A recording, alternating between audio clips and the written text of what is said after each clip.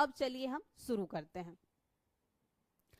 आप जानते हैं कि बहिष्कार आंदोलन के पश्चात बंगाल में कई गुप्त जो हैं संगठन गठित किए गए थे, जिसमें से एक था अनुशीलन समिति, ढाका में जो स्थापित किया गया था, बहुत फेमस था।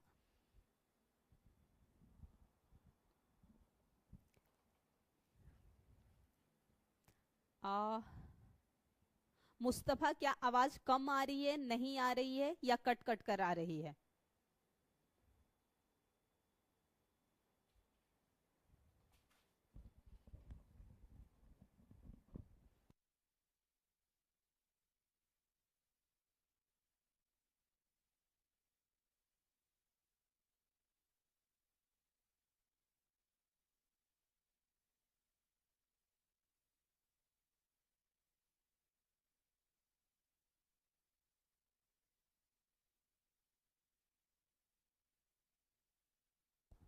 हेलो,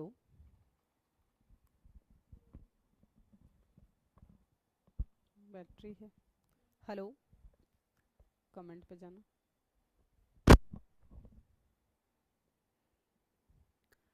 बिल्कुल ही आवाज नहीं आ रही है। मुस्तफा, अब बताइए कि आवाज क्लियर जा रही है?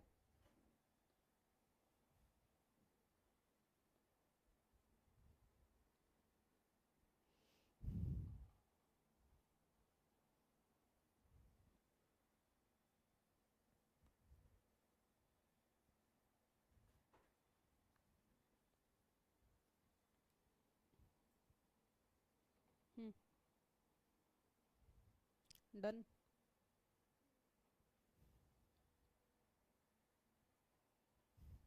मुस्तफा, आपके फोन में कोई दिक्कत है? वैसे तो आ रही है। प्लीज एक बार आप इंटरनेट कनेक्शन को देख लें या फोन में, क्योंकि यहाँ तो आवाज आ रही है बिल्कुल क्लियरली।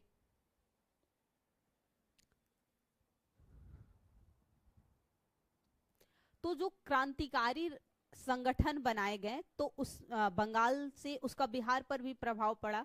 तो बिहार में जो कुछ गुप्त या क्रांतिकारी संगठन बनाए गए, उनमें से बिहार में जिनकी मुख्य भूमिका रही, एक कहा जाता है क्रांतिकारी संगठन में जिनकी मुख्य भूमिका रही डॉक्टर ज्ञानेंद्र नाथ केदारनाथ बनर्जी और बाबाजी ठाकुरदास। जब बिहार स्पेशल में हिस्ट्री पूछा जाता है तो बहुत फैक्ट बेस्ड जो है पूछ दिया जाता है, जैसे आपको सीधे सीधे नाम भी पूछ लिया जाएगा। तो इसलिए मैंने कोशिश की है कि जो मुख्य नाम है या मुख्य डेट है या मुख्य फैक्ट्स हैं, उसे जो है मैं यहाँ पर नोट कर दी हूँ, ताकि आपके लिए रिवीजन करना जो है वो आसान हो जाएगा। फिर क्या हुआ, वर्ष 1906-7 में बंग भंग आंदोलन, जानते हैं 1905 की घटना है, बंगाल का जो है विभाजन किया गया था। भले ही कहा गया था कि प्रशासनिक व्यवस्था को सुचारू तरीके से बनाने के लिए ये बंटवारा किया गया है, पर सभी जानते हैं कि ये बंटवारा इसलिए किया गया था कि जो वहां पर राजनीतिक राष्ट्रवाद का उदय हो रहा था, तो उसे दबाने के लिए जो है ये सब किया गया था। तो वर्ष 1906-7 में बाबाजी ठाकुरदास ने पटना में, कहां पर, पटना में रामकृष्ण सोसाइटी की स्थापना की। किसकी स्थापना की? रामकृष्ण सोसाइटी की स्थापना पटना में बाबाजी ठाकुरदास ने 1906 और 7 में की। तथा दी मदरलैंड, ये पत्रिका है, दी मदरलैंड नामक समाचार पत्र का भी प्रकाशन किया। बिहार जो है एक अलग प्रांत के रूप में गठन कब हुआ था? वो हुआ था 1912 में। लेकिन इससे पूर्व ही एक बात मैं बता दूं कि कुछ बुद्धिजीवी वर्गों ने इसकी मांग की थी 19वीं शताब्दी के अंतिम समय काल में। 1894 के आसपास जो है ब्रिटिश मैंने बोला बिहार सर्च लाइट नामक एक पत्रिका प्रकाशित की गई थी, और यहीं पर बिहार के लिए एक अलग प्रांत की मांग की गई थी, पर इस बात को जो है वहीं पर दबा दिया जाता है, और फिर उस समय बंगाल से बिहार को एक अलग प्रांत के रूप में विभाजित नहीं किया जाता है। वही फिर जब तृतीय दिल्ली दरबार का आयोजन होता है, तो वहां पर जो है बिहार को बंगाल से एक अलग प्रांत घोषित किया जाता है। और बिहार के गठन की जो पूरी प्रक्रिया है, यानी वर्तमान जो बिहार का स्वरूप है, इसके गठन की पूरी प्रक्रिया को हमने विस्तार से चर्चा कर लिया है। तो मुझे नहीं लगता कि अब फिर से मुझे जाकर वहां पर चर्चा करने की आवश्यकता है। तो समाचार पत्र का प्रकाशन भी आरंभ किया। फिर क्या हुआ, वर्ष 1908 में खुदीराम बोस और प्रफुल्ल चाकी, इन दोनों ने एक घटना को अंजाम दिया जो बिहार के राष्ट्र क्रांतिकारी राष्ट्रवाद में कहा जाता है कि मील का पत्थर है। इस घटना ने वहां पर जो है जो युवा वर्ग थे उनके अंदर एक अलग ही चेतना जगा दी। वहां के युवाओं के अंदर अब स्वतंत्रता के लिए ब्रिटिश को भारत से बाहर खदेड़ने के लिए जो है एक अंदर आग सी वो लहर चल गई कि हमें किसी भी हालत में करके ब्रिटिश को भारत से बाहर करना है। तो क्या हुआ था, घटना क्या थी कि 1908 में खुदीराम बोस और प्रफुल्ल चाकी ने एक प्लान किया और उस समय मुजफ्फरपुर का जो जिला जज था, कौन जिला जज, डिस्ट्रिक्ट जो जज होता है, उसका नाम था D.H. किंग्सफोर्ड, इस पर बम फेंका। लेकिन हुआ क्या कि गलती से वो बम जो है इसके बग्घी पर ना जाकर किसी और पे चली गई और उसमें एक वकील थे, उनकी पत्नी और बेटी थी, उन दोनों की जो है हत्या हो गई थी। हाँ, उनका नाम जो था एग्जैक्ट मैं बताऊं, जिनकी हत्या हुई थी इस घटना में, हाँ, वो वकील थे प्रिंगल कैनेडी। क्या नाम था वकील की जिनकी पत्नी की हत्या हुई थी? प्रिंगल कैनेडी की पत्नी व बेटी की मृत्यु हो गई थी। अब क्या हुआ कि मारना तो ये लोग किंग्सफोर्ड को चाहते थे, पर किंग्सफोर्ड जो है गलती से बच गया था और हत्या किसकी हो गई? एक बहुत ही वहां के विख्यात वकील थे प्रिंगल कैनेडी, मुजफ्फरपुर में ही, उनकी पत्नी और बेटी की हत्या हो गई। अब इस बात को लेकर उन पर मुकदमा चलाया गया। Good evening Sachin. तो याद रखिएगा क्या हुआ कि प्रफुल्ल चाकी ने क्या किया था कि खुदीराम बोस पकड़े गए और प्रफुल्ल चाकी बचने के लिए स्वयं ही मतलब उन्होंने आत्महत्या कर लिया। अंग्रेजों के हाथ में आने से बेहतर उन्होंने आत्महत्या कर लिया और खुदीराम बोस को गिरफ्तार कर लिया गया, उन पर मुकदमा चलाया गया और फिर उन्हें जो है फांसी की सजा दे दी गई इस घटना के लिए। लेकिन इस घटना की लहर से वहां के बाकी जो युवा क्रांतिकारी नेता थे उनके अंदर जो है एक अलग ही आग आ गई कि अब हमें किसी भी हाल में करके जो ब्रिटिश है इन्हें भारत से बाहर खदेड़ना है। सचिन, मैं टीम मेंबर से बात करती हूँ क्योंकि क्लास लेने से पहले हमें मीटिंग करनी होती है, तो मैं बात करके फिर आपको बताती हूँ। मैं कल के सेशन में एक बार मुझे याद दिला देना, आज मैं जाके बात कर लूंगी और फिर मैं बताती हूँ क्लास कब से होगी। आज मैं बात कर लूंगी ऑफिस में, फिर उसके बाद मैं बता दूंगा। आवाज नहीं आ रही, पर मेरे फोन में क्यों आ रही है?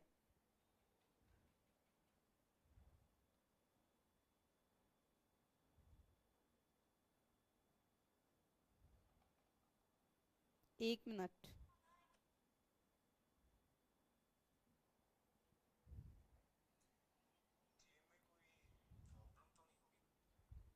तो फिर प्रफुल्ल चाकी जो थे इन्हें ये आत्महत्या कर लेते हैं और खुदीराम बोस जो है इन्हें फांसी की सजा दी जाती है। एक तो ऐड इतना आता है। 11 अगस्त 1908 को खुदीराम बोस को फांसी का मैंने यहाँ डेट इसलिए कर दिया क्योंकि स्टेट पीसीएस में क्या है कि आपको डेट, मंथ और ईयर बिल्कुल पूछा जाता है। अच्छा, फिर सचिन को कैसे आवाज आ रही है मेरी? ओके मैम लिख दिए। फिर कुछ लोग बोल रहे हैं आवाज नहीं आ रही। मेरे फोन में तो आ रही आवाज।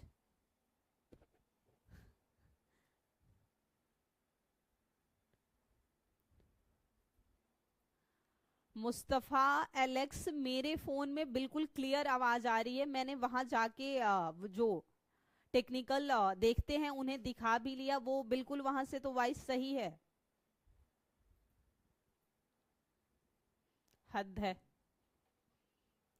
इस बम कांड यानी कि जो मुजफ्फरपुर बम कांड हुआ, इस घटना के से प्रभावित होकर देखिए कितने लोगों ने, रेवती नाग ने, चुनचुन पांडे ने, बटेश्वर पांडे ने, छोटन सिंह ने, नलिनी बागची जैसे कई नव युवकों ने राजनीति में सक्रिय भूमिका निभा दी। जब इन्हें लगा कि हाँ अब कुछ हो सकता है तो इन लोगों ने भी जो है पूरी तरह अब कह सकते हैं कि राजनीति में आ गए और बदलाव के लिए आगे बढ़े। रुद्रा, वॉल्यूम मैंने कर दिया है इंक्रीज, कान फट जाएगी। वर्ष 1913 में फिर क्या होता है, सचिंद्रनाथ सान्याल ने पटना में अनुशीलन समिति की एक शाखा स्थापित की। अनुशीलन समिति कहां स्थापित की गई थी, तो ये जो स्थापित की गई थी ये ढाका में पहले स्थापित की गई थी। तो इसी का जो एक ब्रांच है कहां बनाया गया, पटना में। और किसने बनवाया, तो बनवाया सचिंद्रनाथ सान्याल ने। ये देखिए मेनली फैक्चुअल ज्यादा होता है, इस पीपीटी से आपके लिए रिवीजन करना जो है आसान हो जाएगा बहुत ज्यादा। ढाका अनुशीलन समिति के सदस्य यदुनाथ सरकार ने बक्सर, जो बिहार का बक्सर जिला है, और रेवती नाग ने बिहार के भागलपुर में जो है युवा क्रांतिकारियों को प्रशिक्षण देना शुरू किया। क्योंकि उस समय बहुत सारे जो गुप्त संगठन बनाए जाते थे उनका काम यही था, युवाओं को या तो वो ट्रेंड देते थे या फिर जो है सामान पहुंचाते थे, जैसे बंदूक हुआ, जो भी बम हुआ, ये सारी जो सामान होते थे युद्ध के, या तो उन्हें सप्लाई करते थे या फिर ये जो युवा नेता होते थे उन्हें जो है प्रशिक्षित करते थे।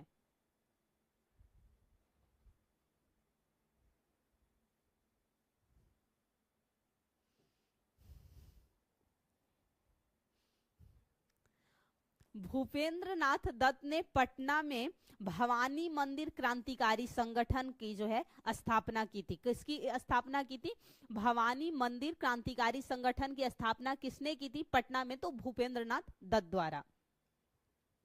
अब हम आते हैं होम रूल आंदोलन। होम रूल आंदोलन में जानते हैं कि दो मुख्य नेता थे, एक बाल गंगाधर तिलक और एक एनी बेसेंट। 1916 में जो है इसका गठन किया गया था। पहले बाल गंगाधर तिलक ने किया था और बाद में जो है एनी बेसेंट द्वारा किया गया था। कुछ क्षेत्रों में बाल गंगाधर तिलक ने किया था और बाकी पूरे क्षेत्र में जो था एनी बेसेंट ने होम रूल लीग की शुरुआत की थी।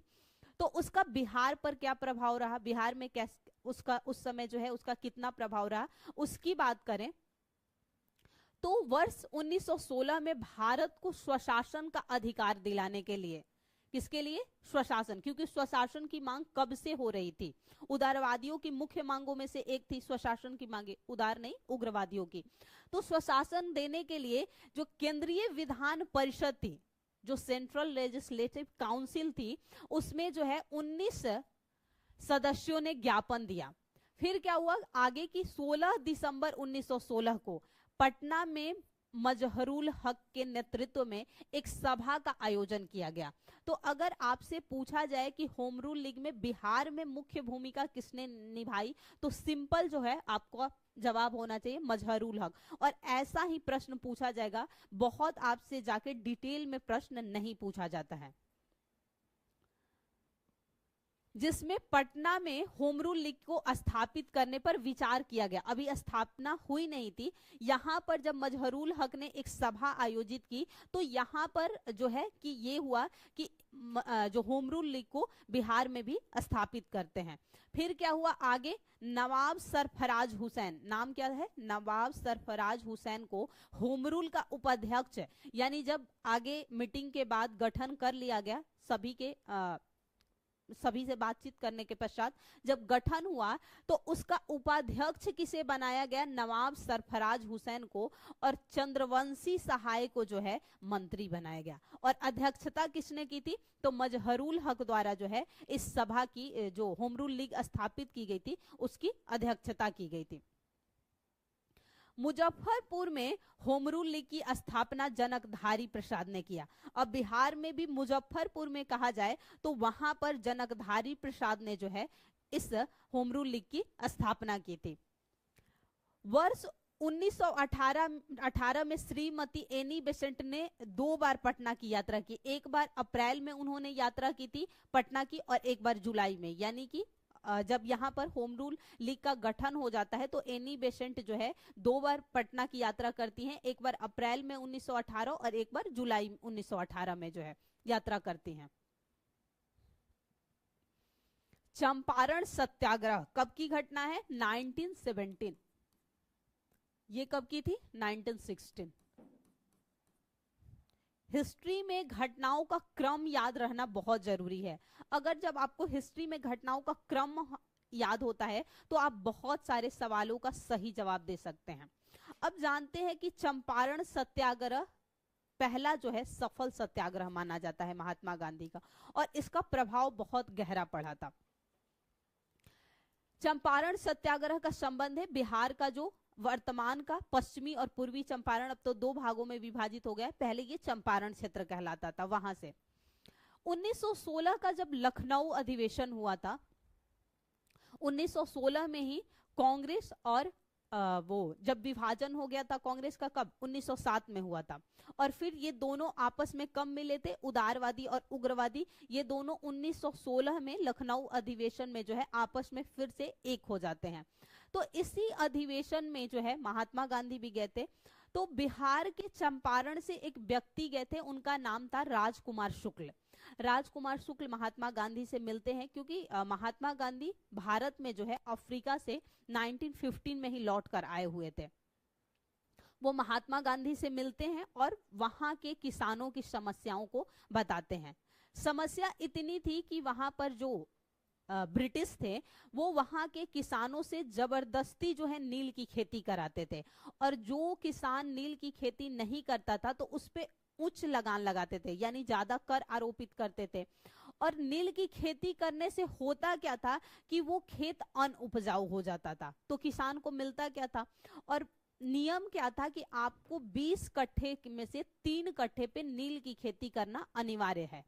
बिहार में 20 कट्ठा का मतलब होता है 1 बीघा, यानी आपके पास अगर 1 बीघा जमीन है 20 कट्ठा, तो उसमें से आपको 3 कट्ठे पर नील की खेती करनी पड़ेगी। अब इससे किसान बड़े परेशान होते थे, जो नहीं करते थे उन्हें लगान ज्यादा देना पड़ता था। तो उन्होंने इन सारी समस्याओं को महात्मा गांधी से बताया।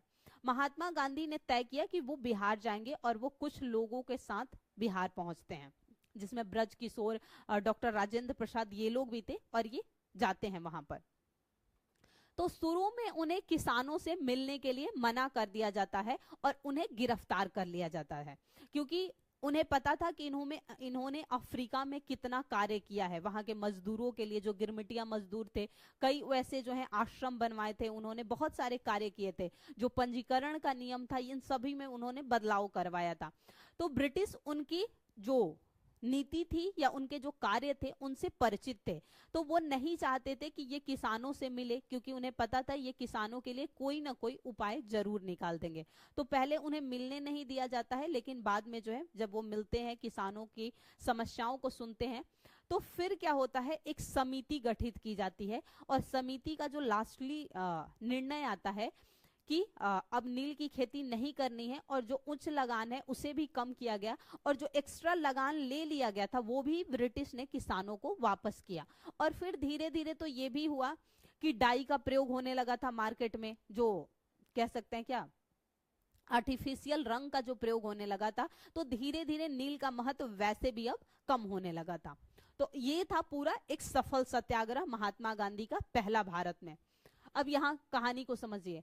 अप्रैल 1917 में 16 में राजकुमार शुक्ल, याद रखिएगा कई बार ये प्रश्न पूछा गया है, नाम याद होना चाहिए। वो व्यक्ति कौन थे जो महात्मा गांधी से मिले थे? राजकुमार शुक्ल नाम था, यहाँ लिख देती हूँ, राजकुमार शुक्ल, ये पूछा हुआ है बीपीएससी में कई बार। शुक्ल से वो मिलते हैं और गांधी जी पटना पहले जाते हैं, पटना से मुजफ्फरपुर जाते हैं, और वहां से फिर जो है चंपारण। चंपारण वर्तमान में कहा जाए तो बिहार का जो पश्चिमी चंपारण अब तो है, जो सबसे उत्तरी जिला कहा जाता है वो है, और नेपाल से जो है इसकी सीमा लगती है।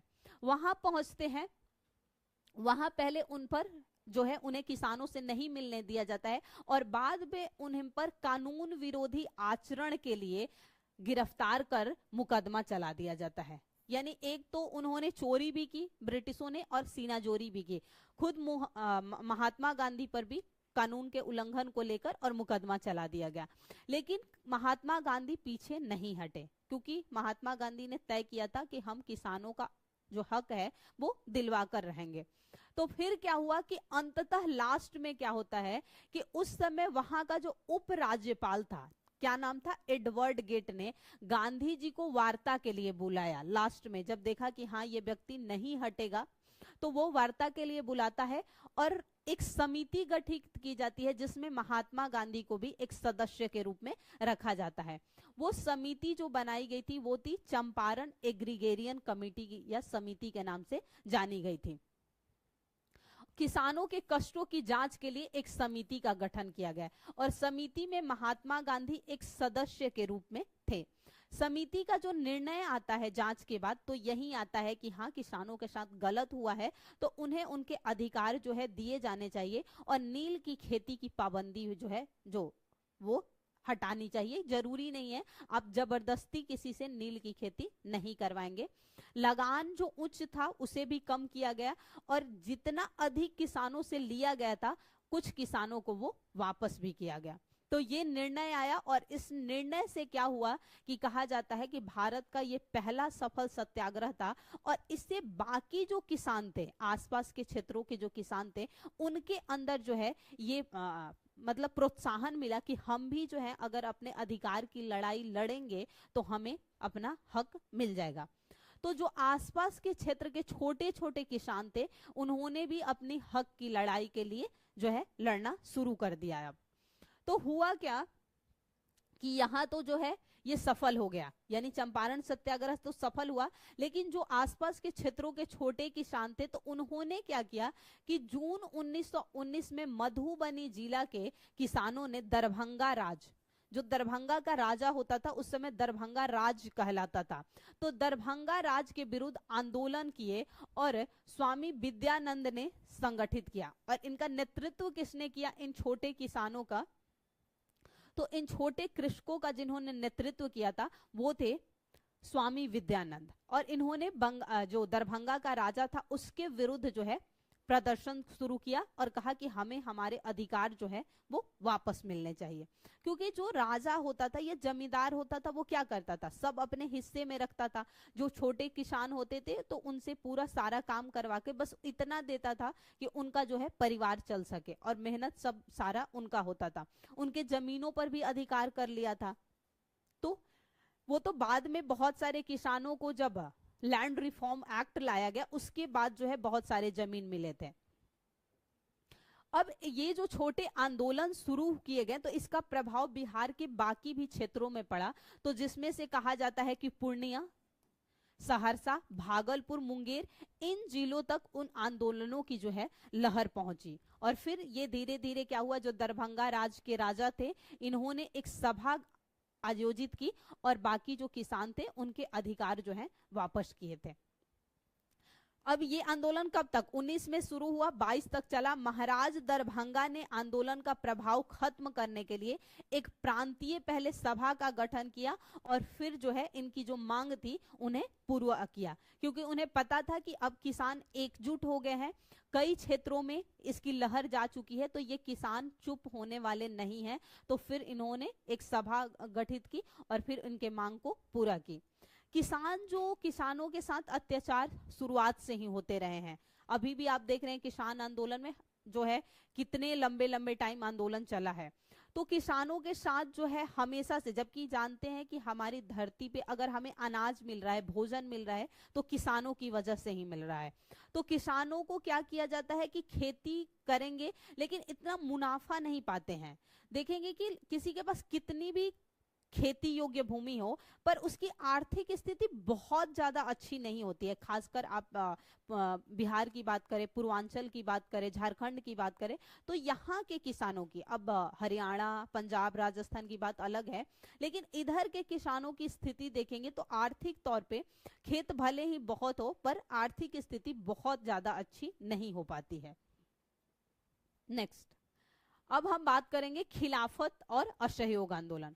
खिलाफत आंदोलन 1919 में जानते हैं, तुर्की के खलीफा के पद समाप्त करने के बाद, जो हम वर्ल्ड वॉर में सिवरे की संधि सुनते हैं उसके पश्चात होता है। तो उससे क्या हुआ था कि आप जानते हैं कि चाहे वो भारत के मुसलमान हो या अन्य क्षेत्रों के मुसलमान हो, इन सभी ने इसका विरोध किया था। और एक चर्चा हम करेंगे असहयोग आंदोलन, जो कि 1920 से 22 तक चला था। 1920 के ही कांग्रेस अधिवेशन में जो है इसके लिए बात की गई थी। तो खिलाफत की बात जब की जाए तो खिलाफत और असहयोग आंदोलनों का बिहार में व्यापक, यानी हम कह सकते हैं इन दोनों ही आंदोलनों का जो है बिहार में काफी गहरा प्रभाव देखने को मिला था, जिसमें मौलाना मजहरुल हक ने सक्रिय भूमिका निभाई। किसने निभाई थी बिहार की तरफ से? तो मौलाना मजहरुल हक ने। अभी इससे पूर्व भी जब हम बात कर रहे थे, होम रूल लीग की बात कर रहे थे, तो वहां भी मुख्य नेता बिहार की तरफ से कौन थे? मजहरुल हक ही थे। और यहाँ पर भी कौन थे? तो यहाँ पर भी जो थे मजहरुल हक ही थे। यानी हम कह सकते हैं कि बिहार की राजनीति में मजहरुल हक ने एक महत्वपूर्ण भूमिका निभाई थी। खिलाफत आंदोलन का उद्देश्य क्या था? जो तुर्की के सुल्तान एवं ओटोमन खलीफा के प्रति जो मित्र राष्ट्रों के अन्यायपूर्ण व्यवहार का विरोध किया गया था, जो तुर्की में खलीफा का पद समाप्त कर दिया गया था, इसकी वजह से भारत और अन्य देशों के मुसलमान जो है विरोध कर रहे थे, क्योंकि वो चाहते थे कि खलीफा का पद जो है बना रहे। और असहयोग आंदोलन क्यों शुरू किया गया था? तो असहयोग आंदोलन जो ब्रिटिश सरकार की संवैधानिक सुधार के लिए किया गया था, यानी कि जो ब्रिटिश नीतियां थी संवैधानिक तौर पे, उसी में सुधार के लिए असहयोग आंदोलन शुरू किया गया था। लेकिन असहयोग आंदोलन लंबे समय तक नहीं चल पाया, क्योंकि बीच में जो है एक घटना हो जाती है, चौरी चौरा की घटना, और चौरी चौरा घटना के पश्चात असहयोग आंदोलन को स्थगित करना पड़ता है। अब क्या हुआ कि वर्ष 1914 में आप जानते हैं कि 1914 से 18 तक जो है फर्स्ट वर्ल्ड वॉर चला था। फर्स्ट वर्ल्ड वॉर में भारतीय जो सेना थे उन्होंने भाग भी लिया था। यही कारण है कि महात्मा गांधी को सेना का सार्जेंट कहा गया था, क्योंकि महात्मा गांधी ने ही कहा था कि जाना चाहिए, हमें भाग लेना चाहिए। प्रथम विश्व युद्ध के पश्चात भारत की आर्थिक स्थिति बहुत खराब हो चुकी थी। यहाँ पर महंगाई बहुत ज्यादा बढ़ गया था, भूखमरी आ गई थी, लोगों में अकाल की भी पड़ गया था बीच में। तो ये सब यहाँ के आर्थिक तौर पे जो है स्थिति बहुत खराब हो गई थी, क्योंकि युद्ध के नाम पर यहाँ से बहुत सारा जान माल जो है प्रथम विश्व युद्ध में चला गया था, और सेना भी उधर ही चले गए थे। तो ये हुआ था। अब क्या हुआ कि वर्ष 1914 में मजहरुल हक कांग्रेस प्रतिनिधि मंडल के साथ इंग्लैंड गए। यानी जो कांग्रेस के प्रतिनिधि थे उनके साथ ये कहाँ जाते हैं? इंग्लैंड जाते हैं, और वहां के जो खलीफा से भी वो मिलते हैं। और वहां पर एक था युवा तुर्क दल और रेड क्रिसेंट सोसाइटी, इनके प्रतिनिधि वहां पर, यानी कि दो संगठन थे जिसमें एक नाम था युवा तुर्क दल और एक रेड क्रिसेंट सोसाइटी। इन दोनों से मिलते हैं, खलीफा से भी वो मिलते हैं। कौन मजहरुल हक, यानी कि मजहरुल हक का योगदान जो है बहुत कह सकते हैं अतुलनीय है बिहार के राष्ट्रीय आंदोलन में। आगे क्या होता है कि जैसे ही प्रथम विश्व युद्ध में भारतीय मुसलमानों ने तुर्की की ओर से अंग्रेज के विरुद्ध कार्रवाई का फैसला किया, यानी जो भारतीय मुसलमान थे उन्होंने अंग्रेजों के विरुद्ध फैसला जब किया, तो इसमें बिहार की तरफ से जिस नेता ने मुख्य भूमिका निभाई वो थे वहाबी नेता मौलवी अब्दुल रहीम। यानी कि यहाँ पर मजहरुल हक ने नहीं भूमिका निभाई थी, किसने? वहाबी नेता जो थे मौलवी अब्दुल रहीम। और वहाबी जो ये आंदोलन हुआ था इसका मुख्य केंद्र कहा जाए तो पटना था। ये जो है इसका मुख्य केंद्र माना गया था। 16 फरवरी 1919 को पटना में हसन इमाम की अध्यक्षता में, किसकी बात की जा रही है? हसन इमाम की अध्यक्षता में एक सभा आयोजित की गई फिर से। और यहाँ पर क्या हुआ कि जब ये सभा आयोजित की गई, बातचीत हुई, विमर्श हुआ, तो फिर से क्या हुआ कि बहुत महीनों बाद जो हुआ 30 नवंबर को, यानी पहले कब हुई थी? फरवरी में ही मीटिंग की गई थी, सभा आयोजित की गई थी। फिर लंबे टाइम तक बातचीत, लोगों में सब कुछ होने के बावजूद क्या हुआ कि 30 नवंबर को पटना में आयोजित एक सभा में हसन इमाम ने शांति समारोह के बहिष्कार का आह्वान कर दिया। यानी कि बोला कि अब हम जो है शांत बैठने वाले नहीं हैं। तो इन्होंने इसका बहिष्कार किया। और फिर क्या होता है, तभी देखते हैं कि बहुत सारे जो हैं नौकरी, सरकारी नौकरी से लोग इस्तीफा दे देते हैं। कॉलेज और स्कूल के जो छात्र थे वो नाम कटवा लेते हैं। बिहार इंजीनियरिंग कॉलेज के कई छात्र जो थे वो पढ़ाई छोड़ देते हैं और ये सभी जो है आंदोलन से जुड़ जाते हैं, क्योंकि अब एक ही बात लोगों के अंदर थी कि कैसे भी हो ब्रिटिश को जो है भारत से भगाना है। अब शांति तरीके से सभा आयोजित करके प्रार्थना पत्र के माध्यम से हम अपनी मांगे नहीं रखेंगे, क्योंकि उदारवादी जो थे शुरुआत में क्या किए थे, इनका कहना था कि हम प्रार्थना पत्र से, सभा आयोजित करके अपनी बात के माध्यम से, समाचार पत्रिकाओं के माध्यम से अपनी मांग करेंगे, क्योंकि उन्हें ऐसा लगता था कि ब्रिटिश जो है ऐसे हमें आजादी दे देंगे। जबकि उग्रवादी जो थे नेता वो इसी बात से हमेशा मतभेद उनसे होता था, क्योंकि ये कहते थे कि हम बहिष्कार के माध्यम से, सभा आयोजित करके तभी जो है हम अपने अधिकार को पा सकते हैं। यानी उनका मानना था कि हमें जो है आजादी भीख में नहीं मिलने वाली है, हमें इसके लिए लड़ाई लड़नी पड़ेगी। और यही एक और बात थी कि उदारवादियों और उग्रवादियों में एक लंबे समय तक मतभेद रहा था।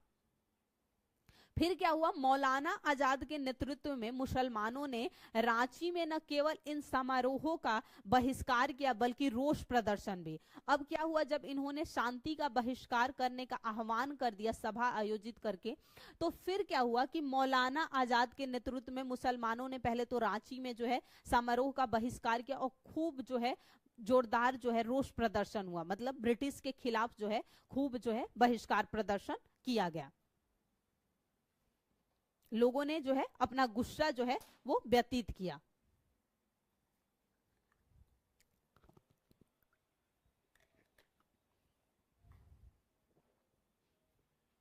अब थोड़ा फास्ट पढ़ते हैं, 4:30 से दूसरी क्लास है। 19 मार्च 1920 को पूरे बिहार में क्या हुआ, मुसलमानों ने हड़ताल कर दिया, जिसमें प्रभाव कहां कहां पड़ा, भागलपुर, मुंगेर, आरा और मुजफ्फरपुर। आरा जो लिखा हुआ है तो याद रखिए कि ये शाहाबाद का वो रीजन था, उस समय शाहाबाद रीजन के नाम से जाना जाता था, जिसमें आरा, बक्सर, कैमूर और रोहतास ये सारी क्षेत्र जो है आते थे। अप्रैल 1919 में खिलाफत आंदोलन के प्रमुख नेता मौलाना शौकत अली पटना आए। कहां पर आए वो, पटना आए, और ये मुख्य नेता किसके थे, खिलाफत आंदोलन के थे। 15 से 16 मई को, क्योंकि इतिहास में तिथि को लेकर जो है थोड़ी दिक्कतें होती है, सॉरी, तो मई को फुलवारी शरीफ में मुस्लिम उलेमा, कौन होते हैं, मुस्लिमों के जो हेड होते हैं वो उलेमा वर्ग कहलाता है। कौन होते हैं, जैसे कि हमारे में पंडित हो गए या जो पुजारी होता है वो होता है, वैसे ही उनमें जो मुख्य होते हैं वो उलेमा कहलाते हैं। उलेमा ने सम्मेलन किया जिसमें सरकार से असहयोग का प्रस्ताव पारित हुआ, और इन्हीं से फिर क्या हुआ, असहयोग का प्रस्ताव पारित होता है। असहयोग आंदोलन के लिए सबसे जो पहली मांग हुई थी शुरू करने की, वो याद रखिएगा 1920 का जो कांग्रेस अधिवेशन हुआ था वहां पर प्रस्ताव, जो सॉरी मांग नहीं, प्रस्ताव पारित किया गया था वहां। फिर हाँ, नूर हसन, ये टाइपिंग एरर है, नूर हसन ने 1 अगस्त को पटना में आयोजित सभा में प्रांतीय विधायिका से त्यागपत्र दे दिया। जब रोष प्रदर्शन होने लगा, शांति बहिष्कार का आह्वान हो गया, हर जगह प्रदर्शन होने लगे, तो देखिए यहीं पर शुरुआत हुआ था, बहुत सारे लोगों ने त्यागपत्र दिया था नौकरियों से, स्कूल कॉलेज के छात्रों ने जो है नाम कटवा लिया था, और सभी जो है एक साथ इकट्ठे होकर सड़क पर प्रदर्शन के लिए आ चुके थे। तो क्या हुआ कि सबसे पहले नूर हसन ने क्या किया था कि प्रांतीय विधायिका के पद से जो है त्यागपत्र दे दिया था। उसके बाद क्या हुआ कि शाह बदरुद्दीन ने शमसुल उलेमा की उपाधि, यानी एक उपाधियों, उलेमा में भी एक और उपाधि होती थी शमसुल उलेमा की उपाधि, उससे त्यागपत्र दे दिया, यानी मुसलमानों में मुख्य जो एक उपाधि होती थी। और शाह सुलेमान ने जो है अवैतनिक दंडाधिकारी का पद जो है था उनका, वो त्यागपत्र दे दिया, यानी कि कई जो है व्यक्तित्व ने जो है त्यागपत्र दे दिया। स्कूल कॉलेज से छात्रों ने भी नाम कटवाया। तो अब क्या हुआ कि इसी बीच एक और घटना हम पढ़ते हैं इतिहास में, जिसे कि हम रॉलेट एक्ट या काला कानून कहते हैं, जिसे कि बिना अपील, बिना दलील और बिना वकील का कानून कहा जाता है, जिसमें बिना किसी भी की कह सकते हैं, उसे क्या कह सकते हैं, वजह के जो है किसी को गिरफ्तार कर लिया जाता था, सीधे वारंट इशू जारी किया जाता था और किसी को गिरफ्तार कर लिया जाता, और इसका पूरे भारत में जो है पुरजोर विरोध किया गया था। और इसी घटना के पश्चात घटित हुई थी भारत में एक बहुत ही निर्मम जो घटना कही जाती है, वो थी 1919 अप्रैल 1919 की जलियांवाला जो बाग हत्याकांड। पर इसका प्रभाव बिहार में बहुत ज्यादा नहीं मिलेगा क्योंकि वो एक क्षेत्र विशेष की घटना थी पंजाब में। अब क्या हुआ कि 6 अप्रैल 1919 को रॉलेट एक्ट के विरुद्ध हड़ताल हुई, जिसका सबसे प्रबल विरोध कहां किया गया, बिहार में छपरा, मुजफ्फरपुर, गया और मुंगेर में किया गया। अब क्या हुआ, 11 अप्रैल को पटना में आयोजित एक जनसभा में गांधी जी की गिरफ्तारी का विरोध किया गया और कई सत्याग्रहियों का प्रतिज्ञा पत्र पर हस्ताक्षर किए। आप जानते हैं कि रॉलेट एक्ट घटना के पश्चात इस बीच जो घटना असहयोग आंदोलन हुआ था, तो जब स्थगित किया गया था तो महात्मा गांधी को गिरफ्तार कर लिया गया था। चौरी चौरा घटना के बाद जब असहयोग आंदोलन स्थगित हुआ तो महात्मा गांधी को गिरफ्तार कर लिया गया था। तो इसी के विरोध प्रदर्शन में लोग फिर से सड़कों पे उतरे। इन्होंने प्रतिज्ञा पत्र पर हस्ताक्षर किए कि जो है गांधी जी को वापस आना चाहिए। राजेंद्र प्रसाद ने सभापतित्व में अगस्त, यानी कि राजेंद्र प्रसाद एक सभा का अध्यक्षता करते हैं और अगस्त 1920 में बिहार प्रांतीय राजनीति सम्मेलन का गठन किया जाता है। किसका? बिहार प्रांतीय राजनीति सम्मेलन का। भागलपुर में, वो भी कहां आयोजित हुआ था? भागलपुर में, जिसमें गांधी जी के प्रस्ताव का अनुमोदन किया गया था। किसने प्रस्ताव पारित किया था? तो गांधी जी ने प्रस्ताव का अनुमोदन किया था। ब्रजकिशोर प्रसाद के सुझाव पर स्वराज के मुद्दे को भी असहयोग आंदोलन में सम्मिलित कर दिया गया, यानी कि अब स्वराज का जो मुद्दा था पहले से ही, इसे भी असहयोग आंदोलन का एक अंग बना लिया गया। इसी आंदोलन पर और किस लोगों ने मुख्य भूमिका निभाई? तो मजहरूल हक, राजेंद्र प्रसाद, ब्रिजकिशोर, मोहम्मद शफी दाऊदी और अन्य नेताओं ने विधायिका के चुनाव में उम्मीदवारी ही, उन्होंने सीधे कह दिया कि वो विधायिका के पद के लिए जो है चुनाव नहीं लड़ेंगे। आगे महेंद्र प्रसाद, कौन थे महेंद्र प्रसाद? महेंद्र प्रसाद थे राजेंद्र प्रसाद के भाई। अनुग्रह नारायण सिंह, वृज नंदन प्रसाद जैसे वकीलों ने जो है, वकीलों ने अदालत का बहिष्कार कर दिया और इन्होंने जो है वकील पद से त्यागपत्र दे दिया। इन्होंने कहा कि हम वकालत जो है नहीं करेंगे। इसी आंदोलन से जो महेंद्र प्रसाद थे, इन्होंने राय साहब की, इन्हें उपाधि मिली थी, ये त्यागपत्र दे दिए राय साहब की उपाधि से और अवैतनिक मजिस्ट्रेट के पद से भी इस्तीफा दे दिए।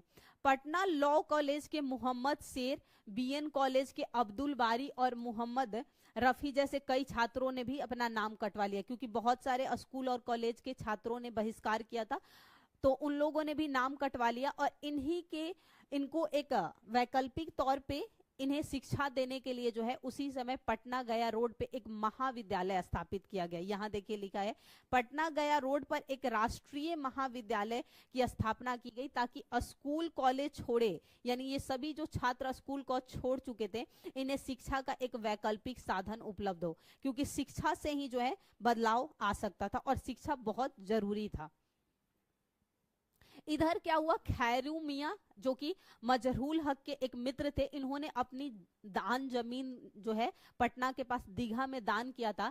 तो मजहरूल हक ने क्या किया कि दीघा के पास सदाकत आश्रम की स्थापना इसी बीच कर दी और उन्हीं में जो है बाद में जाकर बिहार प्रदेश कांग्रेस समिति का जो है गठन भी कर दिया गया था। जो मुख्यालय, गठन नहीं बल्कि उसका जो मुख्यालय है उसी सादत आश्रम जो बनवाया गया था, बनाया गया।